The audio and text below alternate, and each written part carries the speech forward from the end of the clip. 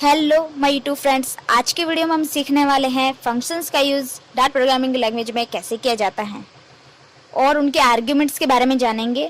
तो शुरू करते हैं। उससे पहले अगर आपने मेरी पहले वाली वीडियोस को नहीं देखा है तो please visit my channel and see my all videos. I hope you like it. तो अब हम फंक्शंस के बारे में जान लेते हैं। तो शुरू करते हैं। फंक्शंस, डार्ट में फंक्शंस एक ऑब्जेक्ट की तरह काम करता है और फिर ऐसे कहूँ कि ट्रू ऑब्जेक्ट ओरिएंटेड लैंग्वेज है। तो ये फंक्शंस भी एक ऑब्जेक्ट होते हैं। किस टाइप के ऑब्जेक्ट होते हैं? फंक्शंस टाइप के ऑब्जेक्ट होते हैं। और उनकी जो ऑब्जेक्ट होते हैं, चूँकि ये ऑब्जेक्ट होते हैं तो डार्ट में ये फंक्शंस जो होते हैं किसी भी फंक्शंस या वेरिएबल्स में असाइन कर देते हैं और इनके एक फंक्शंस को हम दूसरे फंक्शंस का जो फंक्शंस है उसको पास कर देते हैं। एक फंक्शंस का यूज़ दूसरे फंक्शंस में हम कर सकते हैं। तो मैं यहाँ पे बता देती हूँ आपको। इससे पहले एक सिंटेक्स देख लेते हैं अपने। तो यहाँ लिख देते हैं, हम यहाँ इसका सिंटेक्स जान लेते हैं पहले। तो यहाँ लिख देते हैं रन टाइम टाइप और फंक्शंस हाइफन नेम और पैरेंथेसिस। और इस पैरेंथेसिस के अंदर आप पैरामीटर देना चाहें तो 1 भी दे सकते हैं, 2 भी दे सकते हैं और 3 भी दे सकते हैं या फिर नहीं भी दे सकते हैं।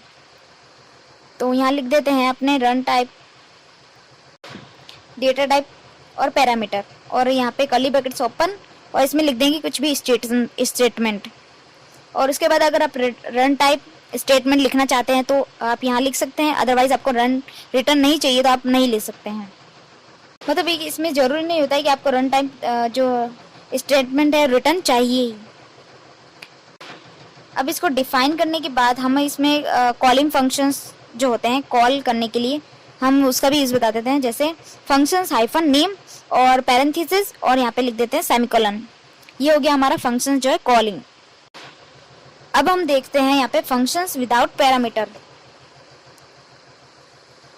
ये लिख देते हैं माई fn फन और पैरेंथेसिस।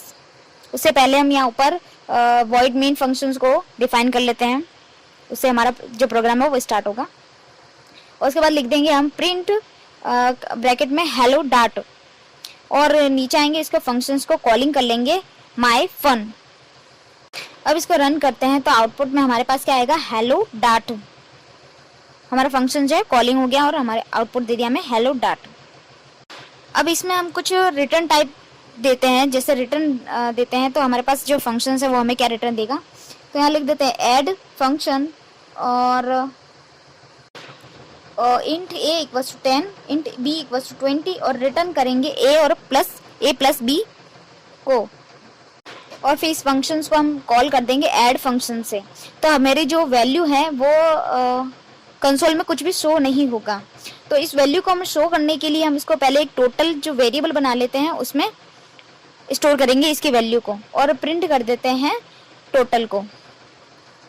और फिर रन करते हैं तो आउटपुट में हमारे पास आएगा 10 प्लस 20 का आउटपुट 30। अब इसको करते हैं कमेंट और कुछ और टॉपिक्स देख लेते हैं। जैसे फंक्शंस विथ पैरामीटर, और इसमें और सब टॉपिक है हमारे पास पोजिशनल पैरामीटर। पोजिशनल पैरामीटर्स कैसे देते हैं? तो यहाँ लिख देते हैं इंट एड फन और ब्रैकेट में a कॉमा b और curly brackets open return a plus b। तो ये फंक्शन जो हमें रिटर्न करेगा क्या? a और b। और इसके नीचे आते हैं और लिख देते हैं var total equals to add fun और 10 और 20। वैल्यू दे देते हैं हम इसकी 10 और 20 और प्रिंट करेंगे टोटल को। तो आउटपुट में हमारे पास आएगा 30। इसी फंक्शंस को हम कॉपी पेस्ट करते हैं और नीचे एक और एग्जांपल बताती हूँ। जैसे इंट एड फंक्शंस और इंट a और इंट b। हम इसमें कोई भी डेटा टाइप जो है वो डिफाइन कर सकते हैं। अगर हमें स्ट्रिंग वैल्यू चाहिए तो स्ट्रिंग और डबल चाहिए तो डबल, फ्लोट वगैरह जो भी चाहिए वो हम डेटा टाइप शो कर सकते हैं। तो यहाँ लिख देते हैं इंट और इंट b, रिटर्न करते हैं a प्लस b को और var total equals to 8 functions और 10 और 20 और प्रिंट कर देंगे टोटल को। तो हमारे पास आउटपुट वही आएगा 30। इसमें हम 20 भी लिख के डिस्प्ले करते हैं तो हमारे पास आउटपुट आएगा 40। इसी कोड में हम डेटा टाइप को देख लेते हैं। इंट के बाद अगर हम इसको स्ट्रिंग वैल्यू कर देते हैं तो ये हमारा जो एरर शो होगा और हमारा आउटपुट नहीं शो होगा। ठीक है। अब इसके बाद हम देखते हैं कुछ ऑप्शनल पोजिशनल पैरामीटर। अभी देखा था हमने पोजिशनल पैरामीटर, अब देखते हैं optional positional parameter.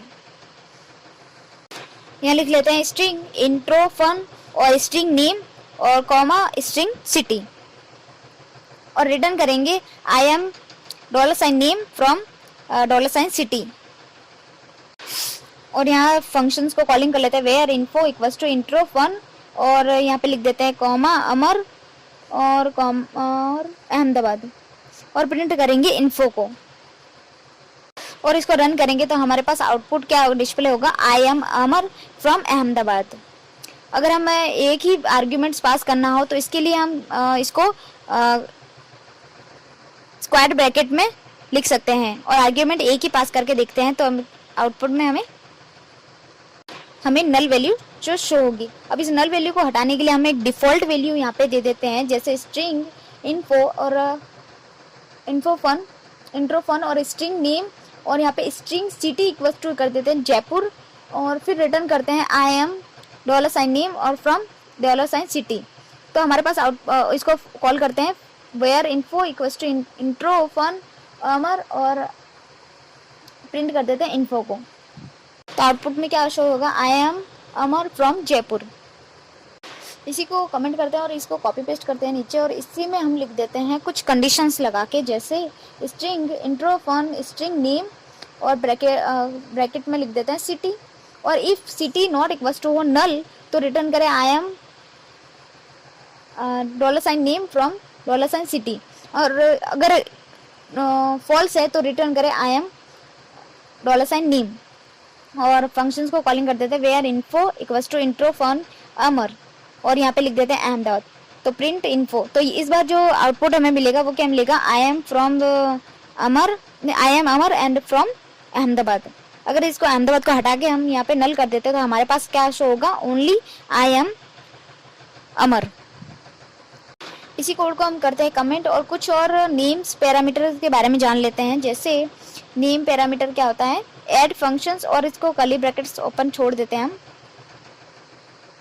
Name parameter लिख देते हैं ऐड फंक्शंस ए कॉमा बी, और प्रिंट करेंगे ए और प्रिंट बी। ऐड फंक्शंस को कॉल करेंगे 10 और 20 देंगे। ये हो गया हमारा एक नॉर्मल फंक्शंस कॉलिंग। लेकिन अगर हमें बी की वैल्यू 10 लिखनी है और ए की वैल्यू हमें 20 करनी है तो हम इसके लिए हम यहाँ पे क्या यूज़ करेंगे, नेम पैरामीटर। उसके लिए हमें यहाँ लिखना पड़ेगा ऐड ए कॉमा बी, और प्रिंट वही ए और बी कर देंगे, और ऐड फंक्शंस में हम बी कॉलन 10 और ए कॉलन 20 लिखेंगे। तो और उसके बाद हम इसको रन कर देंगे तो आउटपुट में हमें नहीं शो होगा, क्योंकि इसके लिए हमें ए ऐड फंक्शंस के साथ में हमें जो ए और बी दिया है उसके साथ में हम कर्ली ब्रैकेट्स को लगाना जरूरी है। कर्ली ब्रैकेट्स यूज करके हम इसको रन करेंगे तो हमारे पास आउटपुट जो आएगा 30 और 20। इसी तरह हम इसको ए इक्वल्स टू कर देते हैं 30 और बी इक्वल्स टू कर देते हैं 20। तो हम इसको इस टाइप से भी लिख सकते हैं। ऐसे हम देखते हैं अगर पोजिशनल और नेम पैरामीटर को साथ में लिख सकते हैं, जैसे ऐड फन, और यहाँ पे लिख देते हैं एक्स और कर्ली ब्रैकेट्स में इंट ए और इंट बी, और प्रिंट कर देंगे A equals to $A, print B equals to $B और एक्स इक्वल्स टू $X, और फिर फंक्शंस को कॉल करेंगे। तो ऐड फंक्शंस में हमारे यहाँ पे वैल्यू दे देते हैं अमर और कॉमा बी कॉलन 10 और कॉमा ए कॉलन 20। तो इसमें हमारे जो आउटपुट आएगा वो अमर, फिर बी ए इक्वल्स टू 20 और बी इक्वल्स टू 10 शो होगा। मैं इस कंसोल को है वो राइट में कर दी थी ताकि आउटपुट में हमें सही से डिस्प्ले हो। ठीक है, यहाँ पे हमारा शो हो रहा है A equals to 20, B equals to 10 और एक्स इक्वल्स टू अमर। ठीक है, ये हो गया हमारा कुछ नेम्स और पोजिशनल पैरामीटर्स। अब देखते हैं हम एनोनिमस फंक्शंस। जो एनोनिमस फंक्शंस क्या होते हैं, एनोनिमस फंक्शंस उस फंक्शंस को कहते हैं जिसका कोई नाम नहीं होता। तो यहाँ सिंटैक्स में लिख देते हैं हम ओनली पैरेंथेसिस और यहाँ पे कर्ली ब्रैकेट्स, और यहाँ पे कुछ भी स्टेटमेंट लिख सकते हैं। जो भी स्टेटमेंट लिखेंगे वो यहाँ पे प्रिंट होगी विदाउट नाम के। इस फंक्शंस को अलग अलग नाम दिए जाते हैं, जैसे फंक्शंस को लैम्बडा फंक्शंस, लैम्बडा एक्सप्रेशंस, या फिर कुछ लोग इसको क्लोजर कहते हैं, या फिर कुछ लोग इसको कॉल बैक फंक्शंस कहते हैं। अलग अलग नाम से जाना जाता है, लेकिन जो इसका सिंटैक्स होता है वो हम इसको इसी तरह से देख लेते हैं, इसी तरह से लिखेंगे।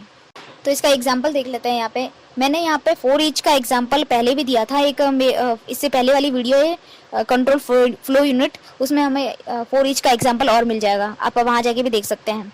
तो यहाँ लिख देते हैं हम वेयर स्टूडेंट इक्वल्स टू अमर और कॉमा मनीष कॉमा सुनील, और स्टूडेंट फॉर ईच और ब्रैकेट में लिख देंगे वैल्यू, और फिर प्रिंट कर देंगे इसको वैल्यू को। ये हो गया हमारा एक एनिमल्स फंक्शंस लिखने का तरीका। इसी तरह से हम एरो फंक्शंस का भी यूज़ कर सकते हैं अगर हमें एक ही लाइन में कोड लिखना हो। तो एरो फंक्शंस के लिए हम लिख देते हैं वेयर स्टूडेंट, और लिस्ट वही कॉपी पेस्ट कर लेते हैं, और स्टूडेंट डॉट फॉर ईच, और यहाँ पे लिख देते हैं वैल्यू, और यहाँ पे एरो, और प्रिंट कर देंगे वैल्यू को। तो हम इस तरह से एरो फंक्शंस का यूज़ कर सकते हैं। तो आउटपुट में हमें शो होगा अमर, मनीष और सुनील। ये हो गया हमारे फंक्शंस और arrow functions, anonymous functions. Okay, तो ये हो गया हमारे डार्ट में कुछ फंक्शंस को कैसे यूज़ किए जाते हैं और किस तरह से कॉल और डिफाइन किया जाता है। तो अब मिलते हैं नेक्स्ट वीडियो में। वीडियो अच्छी लगी हो तो लाइक, शेयर एंड सब्सक्राइब करें।